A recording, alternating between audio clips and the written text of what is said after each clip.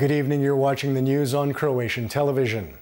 According to the State Statistics Bureau, the budget deficit for 2016 totaled roughly €265 million, or 0.8% of GDP. This is Croatia's lowest budget deficit since 2002, when measuring began. Public debt dropped by 2.5% to just over 84% of GDP, the first drop in 8 years. Meanwhile, GDP grew by 2.9% last year, the fastest rate of growth since 2007.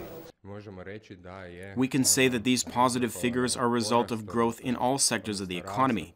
First and foremost, an excellent tourist season in 2016. Prime Minister Andrej Plenković and Regional Development and EU Funds Minister Gabriela Žalac opened EU Funds Week in Zagreb today. The goal of the week-long event is to inform the public of how they can draw on the €10.7 billion available to Croatia until 2020. The PM announced new hirings in the public administration sector in order to speed up the application process. If we were to look at the current numbers, then we can say that we are at just under 15% of the contracted funds from the €10.7 billion. That is what's bad, and we must make a big step forward in that regard this year. On the basis of consultations with a number of different institutions, the minister will propose some 600 people for employment in various ministries and agencies. What is important to emphasize is that their salaries will be covered through EU funds.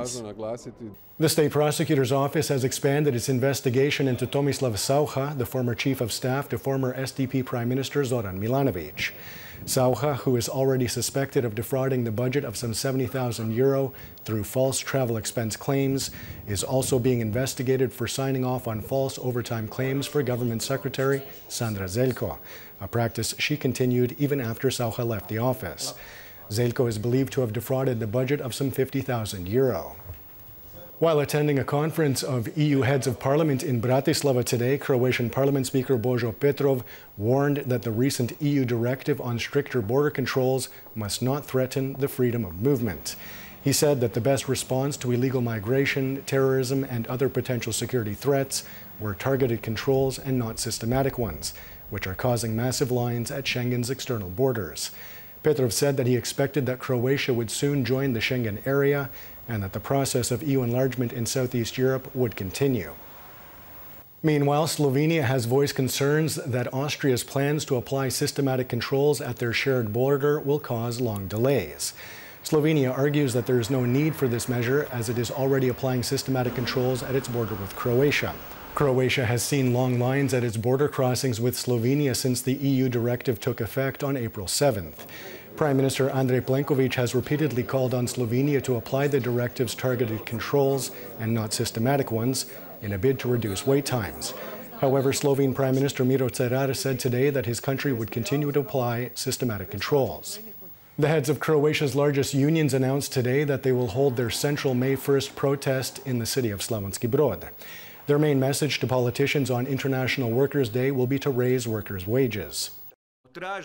We insist that workers' salaries in Croatia must be raised to at least 50% of the national average, and that this be done through collective agreements.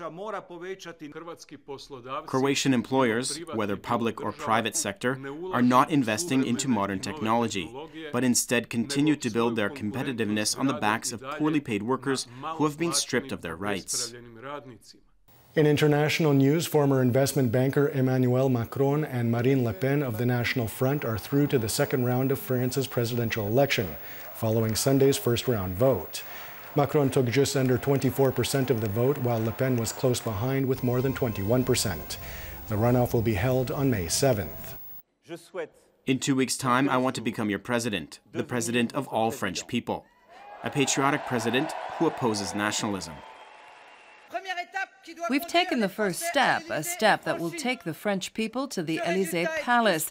This is a historic result, and it obliges me to defend the French nation, its unity, security, culture, prosperity, and independence. The EU's Foreign Affairs and Security Policy Commissioner Federica Mogherini made her first official visit to Moscow today. After meeting with Russian Foreign Minister Sergei Lavrov, Mogherini said that the EU wanted closer ties with Moscow, but could not turn a blind eye to its annexation of Crimea. She added that for this reason, the EU would continue to apply sanctions against Russia.